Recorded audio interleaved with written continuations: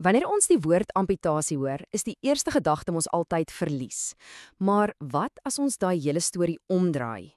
In hierdie ontleding gaan ons bietjie dieper kyk na laer ekstremiteit amputasies, maar nie as 'n storie van verlies nie. Nee, ons gaan kyk daarna as een van die mees effektiewe, lewensreddende en funksiebewarende prosedures in die medisyne. Goed, kom ons spring weg. Hierdie aanhaling direk uit ons bronmateriaal klink dalk vreemd, né? Maar dit is presies die kern van waaroor ons vandag praat. Amputasie, een van die oudste operasies wat daar is baie selde die einde van die pad. Eintlik is dit meer dikwels die begin van herstel, van pynverligting en ja, van die behoud van lewe. So, dit bring ons by die groot vraag. Hoe is dit moontlik dat een van die mees gevreesde prosedures in die mediese wêreld terselfdertyd een van sy grootste lewensredders kan wees? Wel, om dit te kan antwoord, moet ons eers 'n bietjie teruggaan in tyd. Jy sien, histories was amputasie 'n geveg teen 3 reuse vyande: bloeding, infeksie en natuurlik pyn. Soos hierdie tydlyn wys, was die bekendstelling van die tourniquet in 1674 'n massiewe deurbraak. Dit het onbeheerde bloeding onder beheer gebring, maar die ware revolusie, dit het eers in 1867 gekom, danksy Joseph Lister se werk op antisepsis. Voor dit het meer as die helfte van pasiënte aan infeksie gesterf. Antisepsis het alles verander. Vandag is die prentjie heeltemal anders. Elke amputasie word gelei deur 'n stel kritiese beginsels. Dink hieraan as die chirurg se goue reëls, 'n blouprint wat ontwerp is om die heel beste moontlike uitkoms te verseker. En hierdie reëls is soveel meer as net 'n operasieplan. Kyk bietjie hierna. Die beginsel om senuwee skerp deur te sny. Dit help hulle om netjies terug te trek, wat later baie pyn kan voorkom.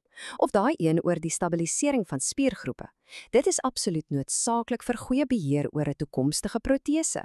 So jy sien, elke liewe stap hier is gefokus op die toekoms, op die skep van 'n funksionele pynvrye oorblyfsel wat die fondament vir die pasiënt se herstel gaan wees. Goed, kom ons begin ons reis op wat ons die stygende leer van amputasievlakke noem. Ons begin onder en werk ons pad boontoe. En die hoofdoel, dis altyd om soveel moontlik lengte te bewaar, want in hierdie wêreld tel elke enkele sentimeter vir toekomstige funksie. Die heel eerste sport op hierdie leer is toon- en straalamputasies. Dis die meeste stale amputasies, met ander woorde die verste weg van die middel van die liggaam. Dit word dikwels gedoen vir letsels op die tone, met die doel om die res van die voet se struktuur en funksie te red. 'n Trappie hoër kry ons die transmetatarsale amputasie, of TMA. Hier word die voorvoet verwyder, maar die res van die voet se struktuur bly behoue. En dit bereik 'n deurslaggewende doel. Die pasiënt kan dikwels steeds doodgewone standaardskoene dra. Dit klink dalk na 'n klein dingetjie, maar vir iemand se lewensgehalte en gevoel van normaliteit, dis 'n reuse oorwinning. Nou, die syme-amputasie is 'n baie unieke prosedure. Dis 'n enkel ontwrigting waar die chirurg die hakskoen bewaar en dit aan die einde van die onderbeen vasheg. Dis 'n briljante tegniek want dit bewaar die been se lengte. Dit beteken die pasiënt kan vir kort rukkies gewig dra sonder 'n protese. Dink aan iets so eenvoudig soos om uit die bed in 'n rolstoel te klim. En nou kom ons by die transtibiale amputasie wat ons almal beter ken as 'n onder die knie amputasie. Hierdie een is krities want dit bewaar die kniegewrig. En daai kniegewrig, dis die sleutel tot 'n meer doeltreffende en 'n natuurlike loop met 'n protese. Goed, kom ons klim nou hoër op die leer na amputasies bo die knie. Sien, die oomblik waar hy kniegewrig nie gered kan word nie, verander die hele prentjie. Die funksionele en veral die energie-eise vir die pasiënt verander dramaties. En hierdie syfer wys jou presies wat ek bedoel.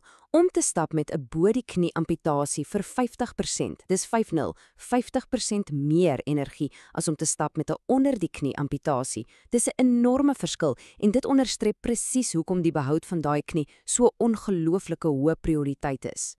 'n Deur die knie amputasie is presies wat dit sê. 'n Ontwrigting by die kniegewrig self. Dit dien as 'n soort funksionale brug. Dit het 'n hoër suksessyfer verloop as 'n tipiese bo die knie amputasie en dis 'n goeie alternatief wanneer 'n onder die knie prosedure net eenvoudig nie 'n opsie is nie. En laastens, bo aan die leer het ons die transfemorale of bo die knie amputasie. Hier word die femur, die digbeen, self gesny. Om funksie te probeer maksimeer, gebruik chirurge tegnieke soos myodese, Dis waar hulle die spiere direk aan die been vaswerk.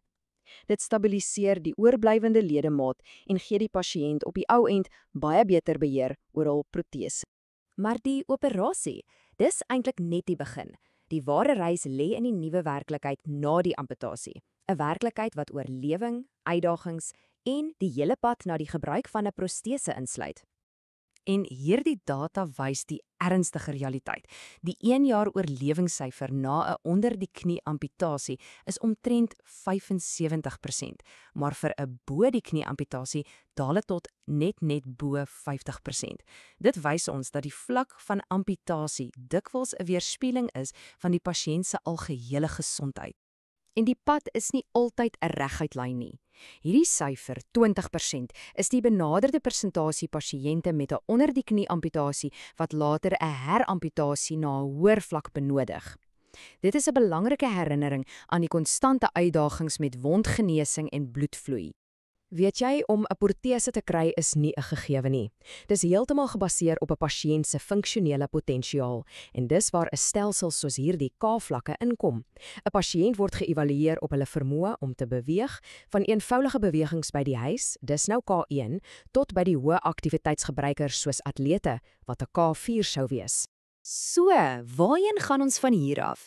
Wel, die toekoms van amputasie is besig om te skuif. Dit beweeg weg van blote vervanging en is nou stewig op pad na ware, funksionele herstel. Een van die mees opwindende tegnieke is getekende spierry-innervasie of TMA. Hier doen die chirurge iets ongeloofliks. Hulle heg die hoofsenuwees van die geamputeerde ledemaat aan 'n funksionele spier. Dit kan nie net fantoompyn, daai algemene en vreeslike neeweffek verminder nie, maar dit kan ook die beheer van moderne gevorderde proteses dramaties verbeter. En dit bring ons terug na die toekoms. Kan tegnologie en nuwe chirurgiese tegnieke soos TMR hierdie eeue-oue prosedure werklik transformeer? Kan ons dit verander in 'n era van ware funksionele herstel? Jy sien, die pad vorentoe gaan nie meer net oor oorlewing nie, dit gaan oor die herstel van beweging, van funksie en op die ou end van lewenskwaliteit.